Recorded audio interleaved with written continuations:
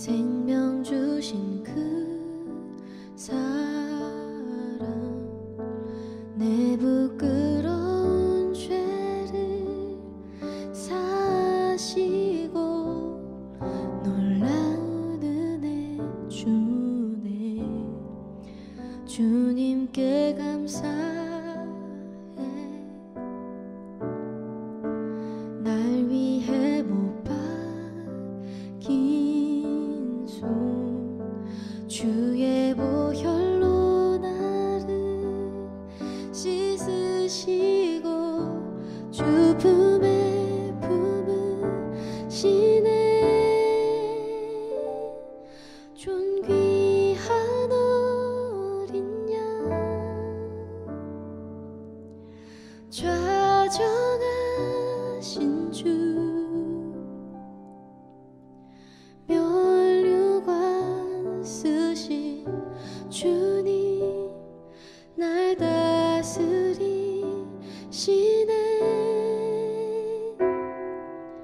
하나님 아들 높여 경배해. 십자가에 달리신 주님, 존귀하신 주,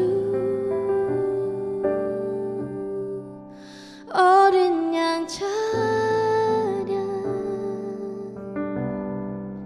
주님께 감사해.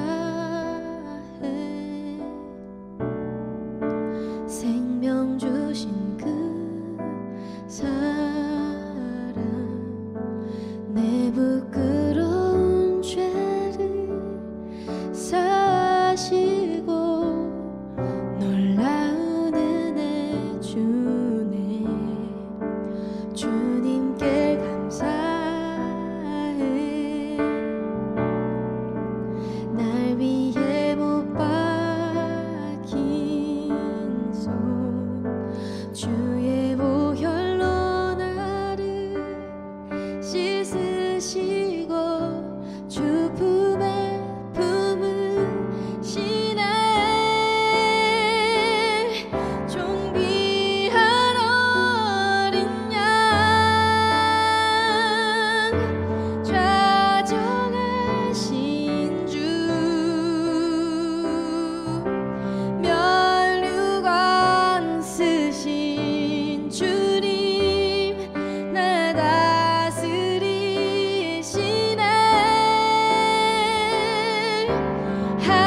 하나님 아들 높여 경배해. 십자가에 달리신 주님, 존귀하신 주, 어린 양 찬양, 존귀하신 주, 어린 양 찬양,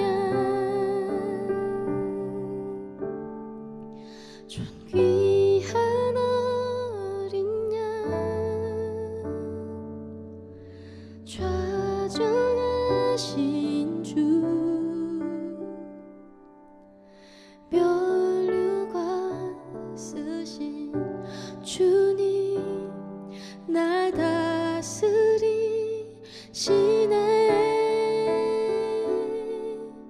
하나님 아들 높여 경배해. 십자가에 달리신 주님, 존귀하신 주, 어린 양 찬양, 존귀하신 주, 어린 양 찬양,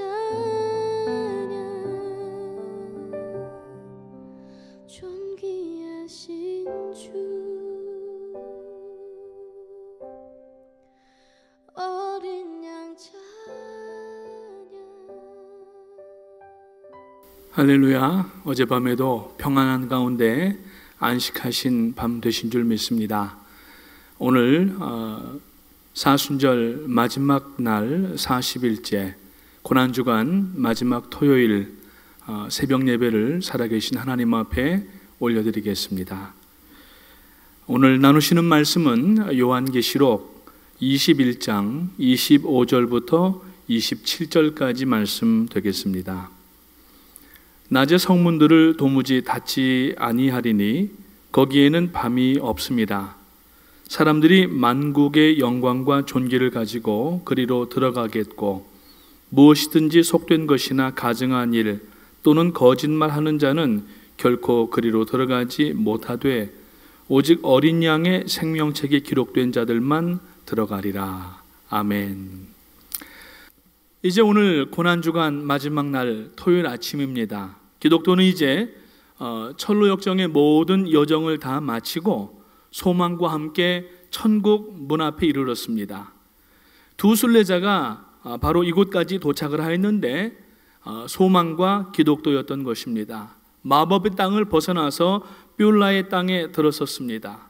그래서 이 소망과 기독교는 천성문에 이르러서 언약의 백성 표시를 제시할 때에 그 문을 통과할 수가 있었습니다. 그리고 수금과 금면류관을 받았는데 수금은 하나님을 찬양하기 위한 것이었고 금면류관은 구원의 표시였던 것입니다. 그런데 이 구원의 은혜가 없음에도 이것이 있는 줄로 착각하고 왔던 무지라고 하는 그 여행자는 결국 천국 입성이 거절되고 지옥으로 떨어진 것을 볼 수가 있습니다. 오직 예수 그리스도의 보혈로만 구원을 얻을 수가 있다고 하는 것입니다. 교회에서 교제하고 봉사하고 또 여러 가지 선행을 한다 할지라도 예수 그리스도를 개인의 구주로 영접하지 않으면 바로 이와 같은 결과를 맞을 수밖에 없다고 하는 것입니다. 우리가 신학에 보게 되면은 구원론에 있어서 구원의 서정, the order of the salvation, 구원의 순차 이런 내용들을 볼 수가 있는데 거기 보면은 소명과 신앙과 회개와 중의와 중생과 칭의와 양자와 성화와 영화 가운데 들어가는 것을 볼 수가 있습니다. 신학자에 따라서는 신앙과 회개, 중생을 순서를 이렇게 바꿔놓는 분들도 있는데 전통적인 해석 방법에는 소명, 신앙, 회개, 중생, 칭의, 양자, 성화, 영화가 있는 것을 알게 되죠. 맨 앞에 있는 것이 바로 소명이라고 하는 것인데 이것은 콜링이라고 하는 것입니다. 하나님의 부르심을 받아야 우리가 바로 하나님의 구원 가운데 나갈 수가 있게 된다고 하는 것입니다. 내가 잘나고 지식이 있고 판단력이 있어서 교회를 선택하고 하나님의 구원을 받은 것이 아니라 물론 처음에 연약할 때에는 그렇게 생각할 수도 있지만은 우리는 하나님의 부르심 없이는 구원받은 사람이 아무도 없었다고 하는 것입니다. 그런데 이 콜링, 소명에는 두 가지가 있습니다. 하나는 내적 소명과 하나는 외적 소명이 있는데 내적 소명이라고 하는 것은 예수 그리스도를 개인의 구주로 영접한 사건이 있는 것을 얘기를 하는 것입니다. 즉 예수 그리스도를 인격으로 만나서 영접하고 죄사함의 은혜를 입고 거듭난 성도를 이야기를 하는 것입니다. 그런데 외적 소명이라고 하는 것은 무엇인가 하면은 예수를 만날 수 있는 기회는 가졌었지만은 실질적으로 예수 그리스도를 개인의 구주로 영접한 사실이 없다고 하는 것입니다. 그래서 어떤 분들은 외적 소명에서 곧바로 신앙, 회개, 중생, 칭의, 양자를 제외하고 마치 성화에 들어간 것처럼 착각한 가운데에 마치 다른 성도님들과 마찬가지로 성화를 하고 있다고 착각하는 경우들이 있을 수가 있다고 하는 것입니다.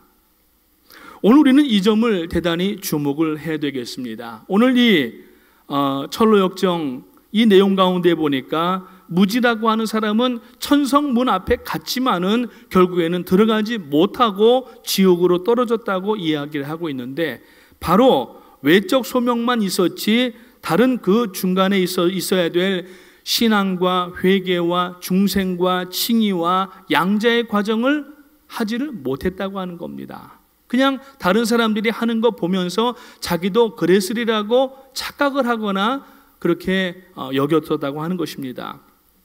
요한계시록을 보게 되면은 2장에 보면은 에베소 교회가 나타납니다. 에베소 교회가 주님 앞에 칭찬을 받았지만은 책망도 받았습니다.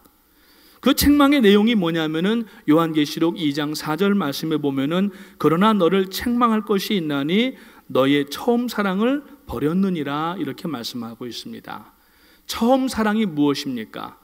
바로 예수 그리스도를 개인의 구주로 영접한 그 상황을 이야기를 하는 것입니다. 그래서 우리가 신앙생활하다가 연약하여지고 어렵고 힘들고 죄를 지을 때에 어디로 돌아가야 되냐면은 바로 주님을 영접하였던 그 첫사랑으로 돌아가야 되는데, 죄송하지만 외적 소명 가운데 머물러 있던 사람은 돌아갈 자리가 없다고 하는 것입니다. 오늘 우리는 남의 구원을 판단할 수 있는 사람은 아무도 없습니다. 그러나 이번 이 코로나 기간을 통하여서 우리가 정말 하나님 앞에 기도하면서 자기 자신을 돌아보는 이 기간을 지나고 있는데, 정말 내가 받은 구원은 예수 그리스도의 보혈로 인한 진짜 구원인가, 하나님 앞에 받은 구원인가 하는 것을 다시 한번 생각해 보시기를 주님의 이름으로 축원합니다. 그래야만 우리가 이제 새 하늘과 새 땅, a new heaven and a new earth, 바로 새 하늘과 새 땅을 들어갈 수가 있게 되는 것입니다. 이 새 하늘과 새 땅은 어떤 계시적 사상이 아니라 이미 구약 성경에서도 나타나고 있는 이야기입니다. 유대인들에게는 널리 알려진 개념이고 신약에는 계시로서 요한계시록에 나타나고 있는 것을 볼 수가 있습니다. 고린도후서 12장 2절 말씀에 보게 되면은 셋째 하늘에 자기가 다녀온 것을 이야기를 합니다. 3층천까지 올라갔다 왔다고 이야기를 합니다. 이것이 아마 천국의 실체가 아닐까, 모든 신학자들은 그렇게 해석을 하고 있습니다. 그래서 이 유대인들에게는 이 하늘에 대한 개념을 세 가지를 이야기를 하고 있는데, 첫 번째 다니엘서 7장이라든지 호세아서 2장 말씀을 근거로 하여서 보게 되면은 이 지구를 둘러싸고 있는 대기권의 하늘을 지칭하는 경우가 있고, 두 번째로는 창세기 1장의 14절부터 18절에 보게 되면은 하늘로 여기는 우주 궁창을 이야기를 할 수가 있는 것입니다. 그리고 세 번째로는 하늘은 하나님의 나라, 즉 의인들이 하나님과 함께 영원히 살 처소를 의미하고 있는 것으로 유대인들은 이해를 하고 있는 것입니다. 지금 여기 오늘 철로역정 교재 마지막 장에 보게 되면은 천사들의 이야기가 나오면서 그 세 번째 줄에 보게 되면은 금 면류관을 쓰고 거룩하신 분의 참모습을 영원토록 볼 것입니다 라고 쓰여 있습니다. 여기 보면은 이 금면류관을 썼다라는 것은 바로 구원받은 사람에 대한 확증을 얘기를 하는 것이고, 거룩하신 분의 참모습, 곧 하나님의 모습을 보게 될 것이며 그분을 영원히 보게 될 것이다. 이건 바로 영원하고도 완전한 예배를 이야기를 하는 겁니다. 물론 우리도 지금 예배를 드립니다. 하나님 앞에 예배합니다. 참 코로나로 인하여서 저희들이 온라인으로 예배합니다. 시간과 여러 가지 환경의 제약을 받습니다. 더군다나 사단이 공격을 하여서 우리가 예배에 몰두하지 못하게 하는 그러한 일들도 있습니다. 그런 의미에서 볼 때에는 지금 이 땅에서의 예배는 불완전한 예배입니다. 이것은 예배를 받으시는 하나님이 불완전하시다는 분이 아닙니다. 하나님은 완전하시고 영원하시고 무궁하신 하나님이십니다. 그러나 죄로 인하여 타락한 우리 인생들이 지금 이 세상에 살면서 구원받아서 예배를 드리지만은 이 예배는 아직까지 어떤 시간 경점 위에서 점을 찍는 형태로 간혹 이렇게 있는 것입니다. 그런데 하나님께서 우리를 여러분 구원하시고 창조하시고 우리들에게 에덴 동산을 주시고 사람들에게 그리고 생명나무를 먹으면서 영생할 수 있도록 하게 하신 이유가 뭐냐면은 여러분 말씀해 보니까 이 백성은 나를 위하여 지었나니 나의 찬송을 부르게 하려 함이라고 말씀을 하고 있습니다. 그런데 사람들은 죄를 짓고 하나님 앞에 에덴에서 쫓겨나가게 되고, 그리고 이제 죄악 가운데에서 하나님과 단절됐었습니다. 그러나 예수 그리스도께서 우리의 이 치명적인 약점을 아시고 우리 스스로가 하나님 앞에 올라올 수가 없는 그 약점을 아시고 이 땅에 사람의 몸을 입고 내려오셔서 십자가에 못 박혀 죽으시고 물과 피를 아낌없이 쏟아주심으로 말미암아 누구든지 그 피를 의지하고 하나님 앞에 나오는 자마다 대속의 은총을 입고 오늘 우리가 구원받은 하나님의 자녀가 된 줄로 믿으시기를 주님의 이름으로 축원합니다. 그래서 이 구원을 입은 사람만이 오늘 이 천국에 들어갈 수가 있고, 바로 오늘 이 본문에서 요한계시록 21장에서 말씀하고 있는 새하늘과 새 땅을 이야기를 하고 있다고 하는 것입니다. 이 새하늘과 새 땅은 어떤 곳입니까? 이것은 하나님께서 오늘 우리를 위하여서 예비해 주신 그러한 곳입니다. 그리스도 안에서 새로운 피조물은 이제 의로움과 거룩함으로 입혀지게 될 것입니다. 그래서 영 같은 육체, 육체 같은 영의 모습으로 변화가 되게 될 것입니다. 이것은 바로 예수 그리스도를 믿는 자에게만 주어지는 영생이라고 하는 것입니다. 그런데 이 새 하늘과 새 땅, 새롭게 될 이 하늘과 땅은 어떤 것인가? 지금 현재의 천지는 사라지게 될 것이다라고 성경은 말씀하고 있습니다. 먼저 마태복음 24장 35절 말씀해 보니까 예수님께서 직접 말씀하시기를 천지가 없어질 것이다라고 말씀하고 있고, 사도 베드로는 베드로후서 3장 10절 말씀해 보니까 체질이 뜨거운 불에서 풀어지고 사라져 버린다라고 말씀하고 있고, 뿐만 아니라 이 요한계시록의 요한은 20장 11절 말씀에서 현재의 나라와 땅이 보좌에 앉으신 이로부터 사라져 없어졌다고 이렇게 말씀을 하고 있습니다. 이사야서 65장 17절 말씀을 보면은 하나님께서 이사야를 통해서 하신 말씀이 있습니다. 보라, 내가 새 하늘과 새 땅을 창조하나니 이전 것은 기억되거나 마음에 생각나지 아니할 것이다라고 말씀하셨고, 그 뒤에 22절 말씀에 보게 되면은 나의 지을 새 하늘과 새 땅이 항상 내 앞에 있을 것이라고 말씀을 하고 있습니다. 그래서 이에 대하여서 베드로 사도는 베드로후서 3장 13절 말씀에서 우리는 그의 약속대로 의에 거하는 바 새 하늘과 새 땅을 바라보는도다 이렇게 말씀을 하고 있습니다. 이것을 요한계시록에서는 다른 말씀으로 거룩한 성 새 예루살렘이라고 말씀을 하고 있습니다. 그래서 오늘 이 본문이 있는 요한계시록 21장과 22장의 말씀을 보면은 이 거룩한 성 새 예루살렘은 새 하늘과 새 땅의 중심이 될 것을 말씀을 하고 있습니다. 이 거룩한 새 하늘과 새 땅에 대한 영광스러운 모습은 오늘 우리들에게 영원한 소망이 되고, 그리고 경의의 그 장소가 되고, 하나님 앞에 장엄한 예배, 어린 양 보좌 앞에서 드리는 예배를 연상하게 하는 것을 볼 수가 있습니다. 그래서 새 예루살렘의 성곽은 얼마나 아름답고 장엄하게 나오는지 모릅니다. 요한계시록의 말씀에 보니까 그 새 하늘과 새 땅, 그 새 예루살렘은 여러 가지 아름다운 보석으로 만들어졌는데 그 성벽은 벽옥으로 쌓여 있고 그 성 전체는 정금인데 많은 유리 같고, 성곽의 기초석은 각색 보석인데 벽옥과 남보석과 옥수와 녹보석으로 만들어졌다고 말씀을 하고 있습니다. 뿐만 아니라 진주로 만든 12문이 있고 거리도 정금으로 만들어져 있습니다. 그래서 이 거룩한 성의 중심에 하나님의 보좌와 어린 양의 보좌가 있다고 말씀하고 있고, 이곳을 중심으로 하여서 생명수강이 흘러내리고 그 강 좌우에는 생명나무가 있다고 바로 다음 장 요한계시록 22장 서두에서 말씀을 하고 있습니다. 그 크기를 요한계시록에서 말씀하는데 그 새 예루살렘의 크기는 장광고가 12,000 스타디온이라고 얘기를 합니다.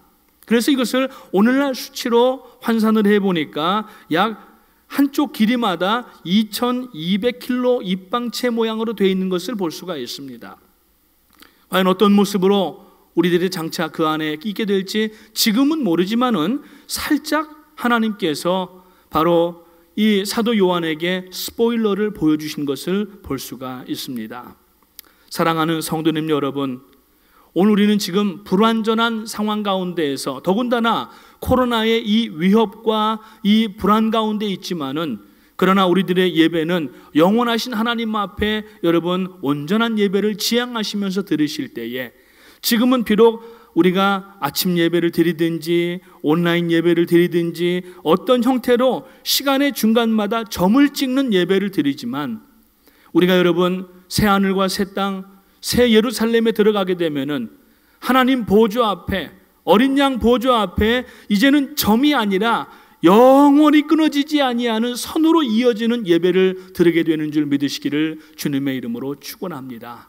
그것을 바로 여러분 완전한 예배라고 말씀을 할 수가 있다고 하는 것입니다.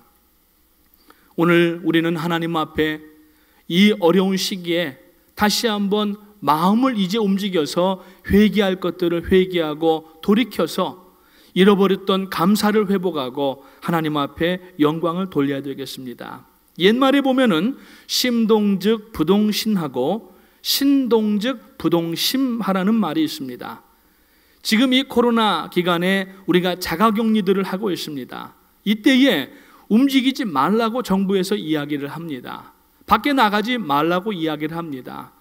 이때 몸을 움직이지 마시고 우리들의 마음과 영혼을 움직여서 회개할 것들을 돌이키면서 내 믿음이 외적 소명에 머물러 있는 사람 아닌가 돌아봐야 된다는 얘기입니다. 오늘 우리는 내적 소명을 가지고 예수 그리스도의 보혈로 구원함을 얻고 이 기쁨 가운데 천국의 소망을 가지고 살아야 되는 줄로 믿습니다. 바울 사도는 빌립보서 2장 12절 말씀에 보면은 그러므로 나의 사랑하는 자들아 너희가 나 있을 때뿐 아니라 더욱 나 없을 때에도 항상 복종하고 두렵고 떨림으로 너희 구원을 이루라고 말씀합니다. 그 말씀이 무엇입니까? 오늘 우리가 구원받은 성도라고 하면은 우리 안에 죄를 남겨둘 수가 없고 하나님이 미워하시는 것 할 수가 없는 사람들인데, 그동안에 바쁘게 살아오다가 보니까 회개할 기회도 혹 잊어버리고 놓친 것이 아닌가를 돌아보시면서 오늘 하나님 앞에 정말 내적 소명을 통하여서 여러분 우리가 회개하고 그 다음에 하나님 앞에 구원받고 그리고 중생 칭의 양자를 통하여서 지금 이제 우리가 여러분 성화 단계 가운데 있는 이 과정의 성도님들 되시기를 주님의 이름으로 축원합니다. 이제 고난주간 마쳐지게 됩니다만 오늘 한번 여러분 하루 종일 이 찬송을 불러보시기 바랍니다. 찬송가 150장, 통합찬송가 135장인데 갈보리 산 위에라고 하는 찬양이 있습니다. 1절만 한번 같이 불러보실까요? 갈보리 산 위에 십자가 섰으니 주가 고난을 당한 표라. 험한 십자가를 내가 사랑함은 주가 보혈을 흘림이라.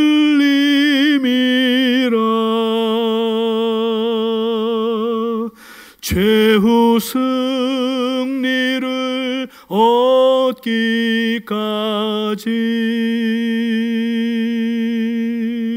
주의 십자가 사랑하리.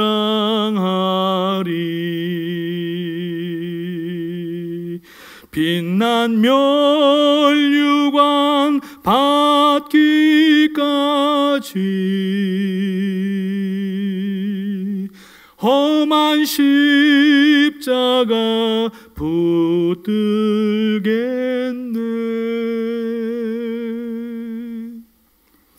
오늘 하루를 지나시면서 이 찬송을 부르시면서 최후 승리를 얻기까지 주의 십자가를 사랑하리.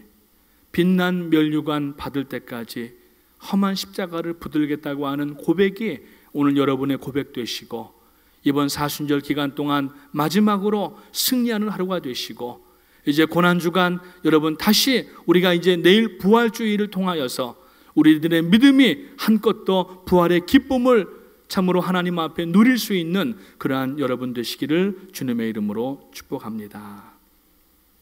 기도하겠습니다. 사랑과 은혜가 충만하신 하나님 은혜를 감사합니다. 오늘 저희들에게 고난주간 마지막 토요일을 맞이할 수 있는 하나님의 은혜를 허락하여 주셔서 오늘도 잠자리에서 거뜬하게 일어나 하나님께서 맡겨주신 예배와 사명들을 감당할 수 있도록 은혜 주심을 감사합니다. 오늘 나눈 이 말씀을 마음에 새길 수 있도록 도와주시고, 오늘 기독도와 함께 소망이라고 하는 사람은 천국문에 들어갔지만, 그러나 무지라고 하는 사람은 자기가 천국문을 다가가는 그러한 가운데 구원받은 줄 알았지만은 결국에는 천국 입성이 거절되고 지옥으로 떨어졌다고 하는 기사를 저희들이 보게 됩니다. 그 원인이 무엇인지를 오늘 저희들이 살펴보았습니다. 우리가 누구를 판단하거나 구원받았느니 못 받았느니 그렇게 할 수는 없지만은 적어도 저희들 자신들은 저희들의 심령 상태를 보면서 내가 하나님 앞에 얼마나 회개해야 되고 받은 구원을 돌아보면서 처음 사랑으로 회복되어야 되는 것을 알 수 있도록 도와주셔서 이번 이 코로나 기간이 하나님 앞에 회복되는 기간 될 수 있도록 도와주시고 저희들의 믿음이 다시 한번 부활하는 능력의 역사가 일어날 수 있도록 도와주시옵소서. 특별히 질고로 인하여 고통당하는 성도님들이 이곳저곳 많이 있습니다. 코로나로 인하여서 지금 고통하는 분들이 있습니다. 연로한 성도님들, 어린 자녀들 특별히 눈동자와 같이 보호하여 주시기 원하옵고, 말라기 4장 2절의 말씀처럼 여호와를 경외하는 너희에게는 의로운 해가 떠올라 치료하는 광선을 바라리니 너희가 외양간에서 나온 송아지같이 뛰리라고 하신 말씀이 이루어질 수 있도록 도와주시옵소서. 예수님의 보혈로 주님의 능력으로 말미암아 아버지 하나님여 도와주시고 역사하셔서 모든 질병이 물러가게 하시고 깨끗하게 낫는 역사가 있도록 하나님 도와주시기를 원합니다.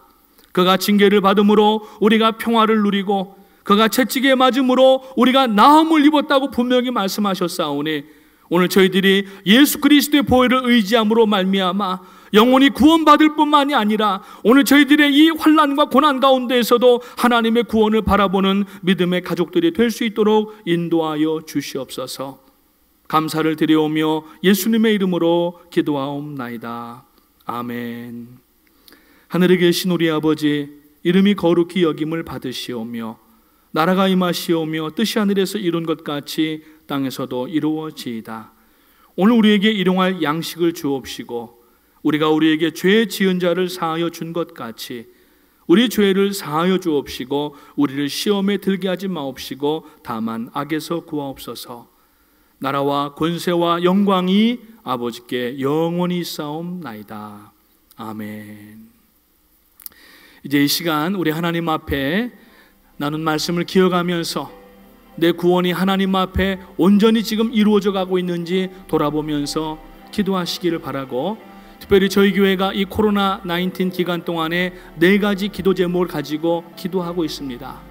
그리고 전체 하나님의 성회가 지금 10가지 기도 제목을 같이 가지고 기도하고 있는데 이 2가지의 내용들을 하나하나 여러분들 기억하시면서 하나님 앞에 우리 가정에서 지금 이 예배를 드리고 있는 처소에서 우리 주여 3번 힘차게 부르시고 하나님 앞에 기도하도록 하겠습니다. 주여, 주여, 주여.